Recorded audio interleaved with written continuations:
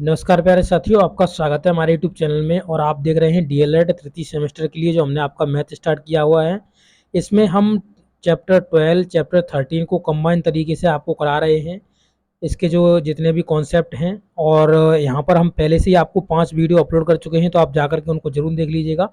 आज video number 6 होने वाला है, जिसमें हम बात करेंगे आपके शंकु के बारे में। कौन के बारे में?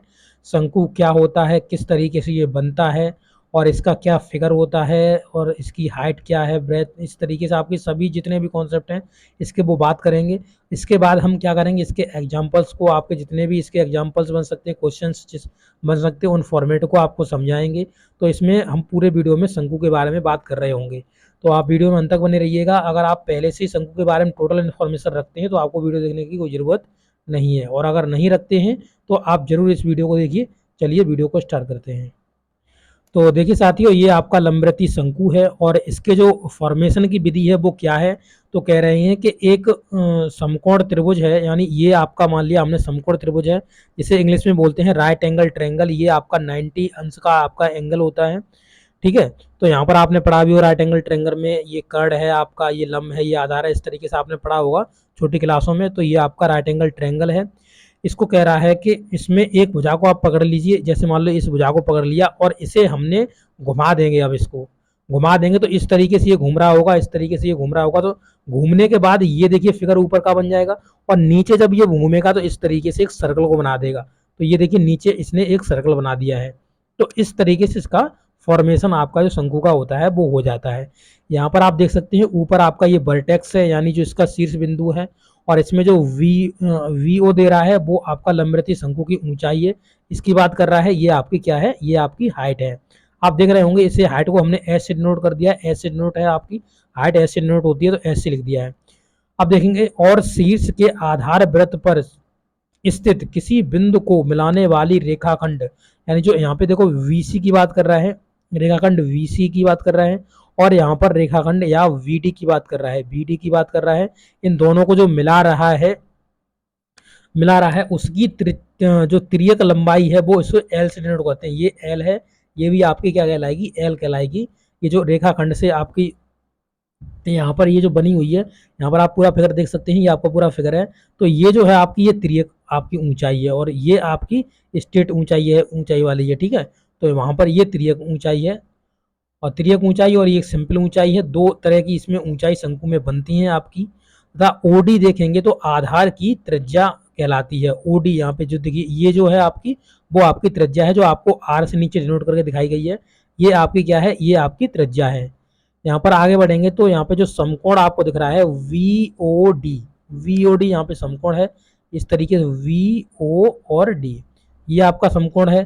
तो ये जब आपका समकोण है, आप ये देख रहे हो वी ओ डी, ये आपका समकोण है, ये देख रहे हो। तो ये भी यहाँ पर वी ओ सी भी आपका क्या होगा, समकोण होगा। तो दोनों ये क्या होंगे, ये दोनों समकोण होंगे। तो इसने एक में अभी कह रहा है कि वी ओ डी में देख लेंगे।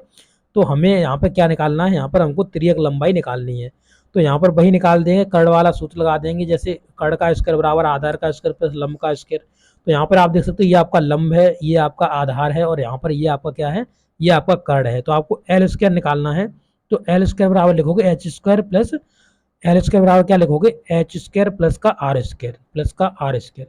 अब यहाँ से केवल एल की वैल्यू निकाल रहे हैं, तो एल बराबर आप लिख सकते हो रूट में एच स्क्वायर प्लस का आर स्क्वायर। ये आपका तिर्यक लंबाई हो जाएगी। अगर आपको तिर्यक लंबाई निकालनी हुआ करेगी तो आप इस तरीके से तिर्यक लंबाई इसकी निकाल लेंगे। अब इसके महत्वपूर्ण बिंदु को देख लीजिए।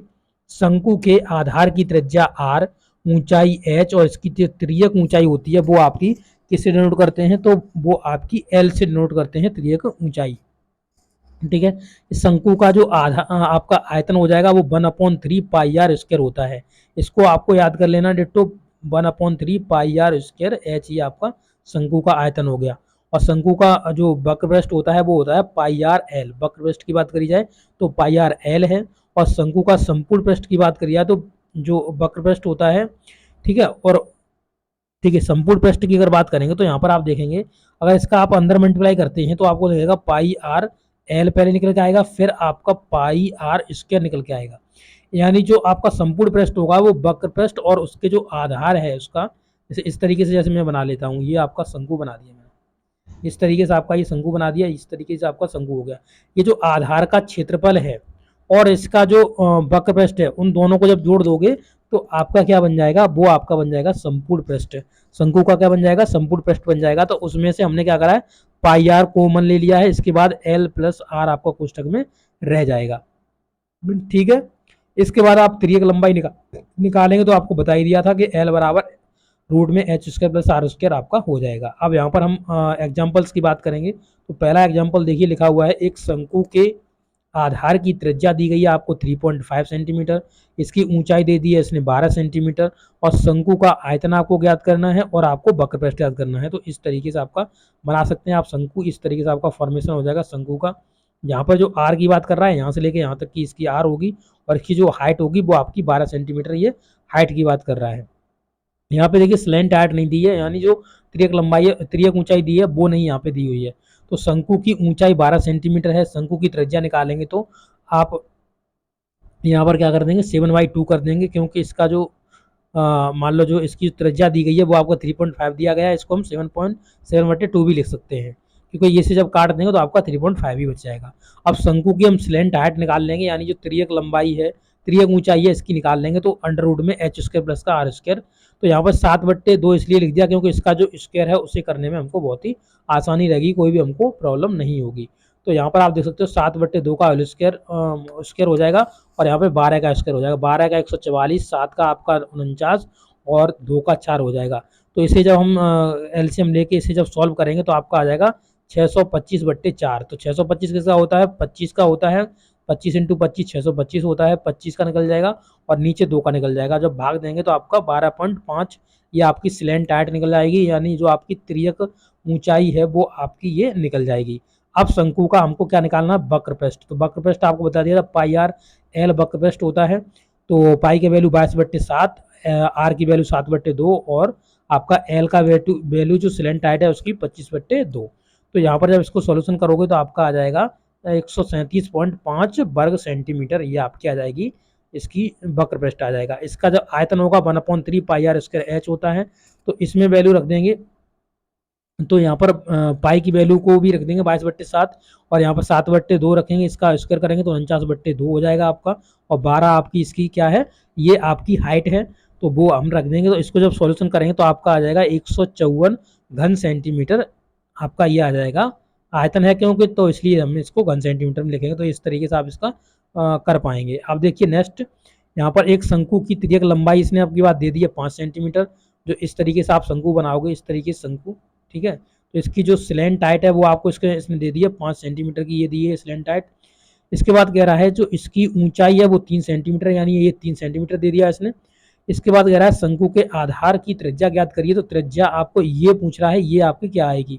तो आप समझ सकते हो, इसे आप ट्रिपलेट से निकाल सकते हो, आसानी से निकल जाएगा, क्योंकि इसका जो हाइट दिया है वो 5 मतलब जो कर्ड दिया है वो 5 दिया हुआ है, लंब इसका 3 दिया हुआ है, तो ये इसका कितना होगा, 4 होगा, क्योंकि ये ट्रिपलेट होता है, 3 4 5 का एक ट्रिपलेट होता है, उसी हिसाब से मैंने यहाँ पे बता दिया। परंतु यहाँ पे जो निकालने का तरीका आपका होगा, इसका जो हाइट, जो इसका जो आधार की त्रिज्या आप निकाल रहे होंगे वो इस तरीके से कुछ निकालेंगे। तो यहाँ पर देखिए ये आपकी 5 दी है, ये आपकी 3 दी है, तो इसका स्क्वायर बराबर में इन दोनों का स्क्वायर हो जाएगा, ये आर आपकी है, तो 3 का स्क्वायर प्लस आर का स्क्वायर, तो यही आपका करना है यहाँ पे। इसके बाद देखिए 25 हो जाएगा इसका 9, तो यहाँ पर जब आर की वैल्यू निकाल रहे होंगे तो 25 में से 9 कट जाएगा, 16 बचेगा, और आर की वैल्यू यहाँ पे निकालेंगे तो आपकी 4 सेंटीमीटर आ जाएगी आर की वैल्यू। तो इस तरीके से आप यहाँ पे आर निकाल पाएंगे।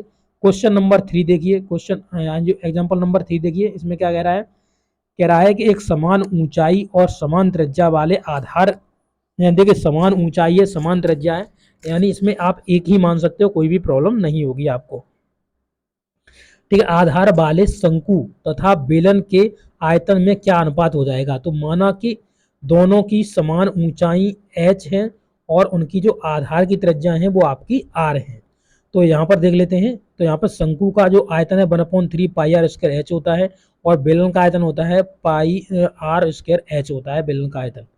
तो यहाँ पर इन दोनों का अनुपात पूछ रहा है, तो अब इसमें काट लेंगे, जो कट जाएगा देखिए पाई से पाई कट जाएगा, आर स्क्वायर से ये आर स्क्वायर उठ जाएगा, तो यहाँ पे ये दोनों चीज़ें कट जाएंगी, और कटने के बाद यहाँ पर और जो यहाँ पे h दिख रहा है वो h से h उठ जाएगा, तो केवल आपका बचेगा 1/3, 1/3 बचेगा, तो यही आपका रेशियो हो जाएगा 1:3 रेशियो आपका हो जाएगा। इसके जो आयतन है उनका यहाँ पर आपका रेशियो हो जाएगा, शंकु का आयतन और बेलन का आयतन। इस तरीके से आप निकाल पाएंगे। इसका एग्जाम्पल नंबर 4 देखिए क्या कह रहा है एग्जाम्पल नंबर 4 में कि पार्श्व चित्र में दिए गए शंकु का वक्रपृष्ठ ज्ञात करना है। तो यहाँ पर वक्रपृष्ठ यानी पाई आर एल इसका निकालना है, जिसमें कह रहा है कि बीओ हमने 15 सेंटीमीटर दे दिया है। बीओ मतलब इसकी जो हाइट है वो यहाँ पे 15 दी गई है। इसके बाद कह रहा है बी ओ बी है जो आपकी 8 सेंटीमीटर दी गई, यानी इसकी जो त्रिज्या 8 सेंटीमीटर दी गई है। तो आपने एक इसका ट्रिपलेट पढ़ा होगा, यानी जो इसका देखिए 15 15 225 हो गया और 8 का हो जाएगा 64, यानी 2 17, यानी आपने पढ़ा होगा 8 15 17 का एक ट्रिपलेट पढ़ा होगा। तो इसका जो वैल्यूएशन निकल के आएगा आपका आर का, मतलब जो एच स्लैंट हाइट निकल के आएगी वो आपकी 17 निकल के आएगी। अब वक्रपृष्ठ निकालना है तो पाई आर एल इसमें आप रख दीजिए, पाई का वैल्यू मत रखिए। तो पाई आपका 8 इंटू 17 करोगे तो 17 8 136 होता है, तो आपका 136 पाई सेंटीमीटर आपका हो जाएगा। इस तरीके से आप इसका आंसर कर पाएंगे। तो देखिए क्वेश्चन नंबर 5 देखते हैं। यहाँ पर एग्जांपल नंबर 5 दिया गया है, कह रहा है कि 1 मीटर कपड़ा कितना कपड़ा एक शंक्वाकार तंबू में लगेगा जिसकी ऊंचाई 10 सेंटीमीटर और जो कि भूमि से 154 जो भूमि पर 154 वर्ग सेंटीमीटर का स्थान घेरेगा। यानी ये आपका शंकु है, ये आपका शंकु है। और यहाँ पर ये कह रहा है इसकी जो हाइट दी गई है वो इसने कहा है कि हमने 10 दी है आपको हाइट। और ये कह रहा है कि नीचे जो भूमि पर इसका जो वर्गाकार मीटर स्थान घेरता है, यानी इतना जो स्थान घेर रहा है कपड़ा, वो आपका 154 वर्ग सेंटीमीटर का दिया गया है। और ये क्या है, ये इसका अगर एरिया निकालोगे तो एरिया इसका होता है पाई आर स्क्वायर। तो पाई आर स्क्वायर इसका आधार का क्षेत्रफल 154 बराबर में रख देंगे तो यहाँ से हमारी जो आर है वो हमारी 7 सेंटीमीटर निकल आएगी। और इस टोटल पर हमको क्या लगाना है, इस टोटल पर हमको कपड़ा लगाना है, यानी इसका हमको वक्रपृष्ठ निकालना है। ठीक है, तो वक्रपृष्ठ इसका निकालना है, त्रियक लंबाई इसकी निकाल लेंगे। त्रियक लंबाई निकालने के लिए आप सीधा H square plus R square कर देंगे। एच आपको दिया है 10 और आर दिया 7, तो इसको निकालेंगे तो अंडर रूट में 149 ही रहेगा, क्योंकि 149 किसी का वर्ग नहीं होता है। तो कुल लगा हुआ कपड़ा पाई आर एल, तो पाई इंटू में 7 आपका आर का वैल्यू है, और यहाँ पर जो एल है 149 है अंडर रूट में, तो यही आपका आ जाएगा 22 अंडर रूट में 149 मीटर स्क्वायर।